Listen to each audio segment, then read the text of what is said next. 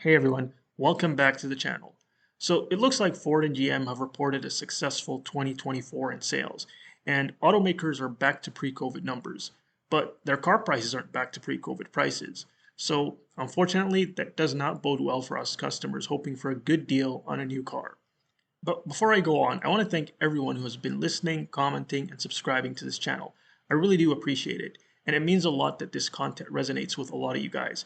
Because I know every other YouTube channel on this niche keeps saying prices will come crashing down, that there's going to be a reset, and so I'm the odd one out. At least I think I am.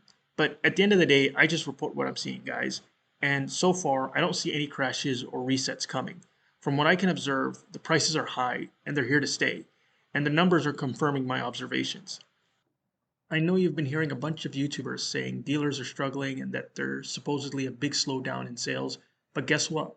When you look at the hard numbers, it's a whole different story. MSNBC just released an article, and I have the link to it in the description below, so take a look at it for yourselves. But GM and Ford have just reported an increase in sales in 2024.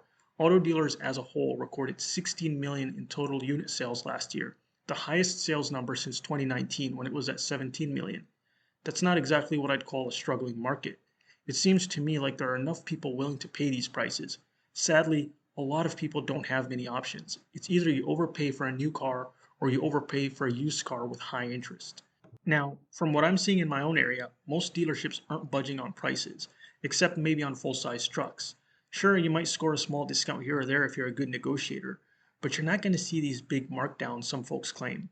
And honestly, I'm baffled by how many people are paying these numbers, convinced they scored a deal. I know this guy at work who was super excited about getting a 3% interest loan on a GMC Terrain that he paid slightly over MSRP for. He was bragging as if he got a good deal. Meanwhile, had he just went an hour and a half away to another town, he could have gotten the same vehicle at 0% interest for the same sticker price, plus maybe an additional 5 to 10% discount if he played his cards right.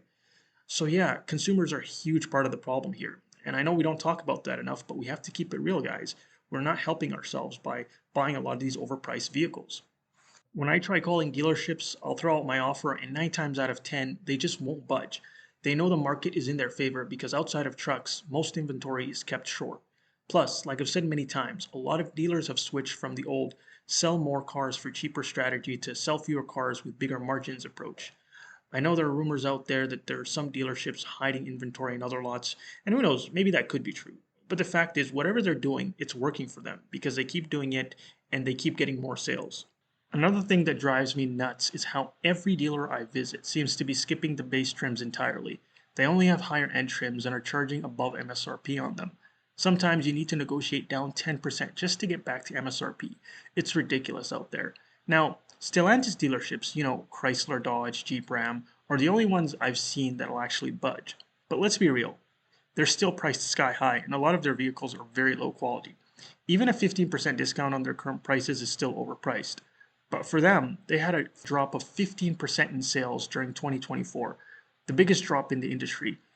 But at the end of the day, it's only 15%. If you rely on YouTube videos, you'd think they lost 70 to 80%. Nope, it was only 15%. Now, the problem with Stellantis is that they tried to push both volume and high prices at the same time.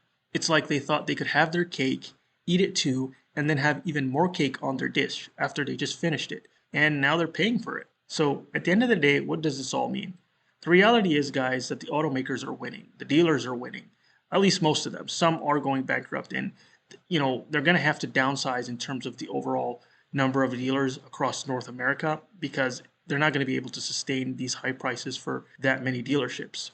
And the problem is now all these folks that are paying these crazy prices, unfortunately, they're normalizing it. And once something becomes normal, it's a lot harder to change it back. I've said it before and I'll say it again. Automakers have the leverage. It is what it is. There is no crash coming to save us consumers. We have to spend time looking for the few dealers that are in a squeeze and are willing to make a deal. So don't pay these inflated prices if you can avoid it.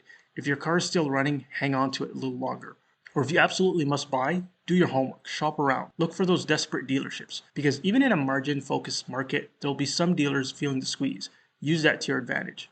Please guys, just do the research and be patient. Every time someone caves and pays those inflated stickers, it just keeps the prices high for everyone else. So that's my little rant for today. I truly believe higher prices are here to stay, at least for a while.